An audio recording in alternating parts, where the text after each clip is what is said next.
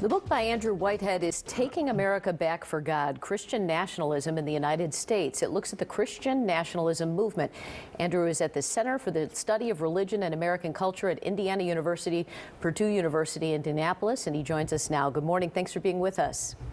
Thank you for having me. So, for those who don't know, explain what Christian nationalism is. Yeah, Christian nationalism that my co-author Sam Perry and I study is a desire to see the national identity of America closely fused with a particular strain of Christian identity. So they want to see an America that is distinctively Christian in its public policies, its national identity, and its sacred symbols, from the top all the way down to the bottom in everything that we do. And how does that differentiate from evangelical Christians? Yeah, that's a great question, and it's one thing that we really get to in our work to try and provide a little bit more precision, because a lot of times when we're talking about religion in America, we'll talk about evangelicals, but what we find over and over in our work is that really it's much more precise to talk about Christian nationalism, because once we account for Christian nationalism, this desire to see the United States as a distinctively Christian nation, the differences between evangelicals and other religious groups actually disappears. And so we have a lot of evangelicals who do believe that the U.S. should be distinctively Christian, but about 20% actually reject or resist that ideology. So in this sense, what we're really looking at across religious traditions, again, is this desire to see Christianity privileged above other religious groups, and making sure that it has access to power within the government and at all levels. Is that painting all Christians with kind of a broad brush? Because in any subgroup, not all people think alike. Yeah, no, you're exactly right. And actually, I think it provides more precision to talk in terms of Christian nationalism. So when we survey Americans all across the U.S., large national surveys, and we ask them questions like, do you believe that the U.S. Should be distinctively Christian, or that God has a special plan for the U.S., we see that Americans differ in their responses to those all across the spectrum. Some embrace it very strongly, some resist or reject it.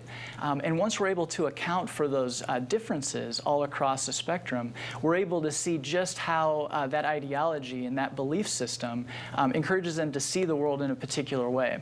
So when we look at Christians in America, many of them embrace this idea, but some maybe are more friendly towards it, but are a little uncomfortable. Some embrace it really strongly. And so in talking in terms of Christian nationalism, we're able to understand the polarization that we see in politics and in our public sphere, with much more precision, rather than just saying all evangelicals or all Catholics or anything like that. I imagine that things have changed quite a bit over the last decade or so. You say in your research that you used data collected over the last few decades. So what kind of data did you look at? Yeah, so we used a number of different national surveys, two in particular. One was the Baylor Religion Survey, where we gathered data in 2007 and in 2017. We were able to compare across the last decade. We also used the General Social Survey, which is collected by a group there in Chicago with you all, and that really is a gold standard, and that data has been collected since the 1970s. And in using different measures of Christian nationalism, we're able to track just how this cultural framework becomes more broadly accepted at certain points and maybe actually dies down a little bit at certain periods. But what we're finding is that over the last decade, Christian nationalism has stayed relatively at similar levels, but has been a very important aspect of understanding why Americans vote the way they do when they go to the polls, how they see their family life, and how they interpret issues that we're trying to understand in our world today, like racial inequality or immigration and refugees. So Joe Biden will be our second Catholic president, inauguration tomorrow. How will that affect the country? Yeah, I think that this is something that, with all that's been happening, because we're going through a lot of really important historical moments, that really hasn't gotten a lot of attention, the fact that he is our second Catholic president. And so it'll be interesting to watch and see how Americans respond to that and think through that. And for many of those Americans that were excited when President Trump won and that embraced this idea of a Christian nation, how they respond to Joe Biden. We've seen seen a little bit of that in our surveys, where Americans that strongly embrace Christian nationalism maybe to some extent don't believe that President Biden is a true Christian because he doesn't embrace this idea that Christianity should be privileged. And so that's something that my co-author Sam Perry and I will be looking at and thinking through in the coming years.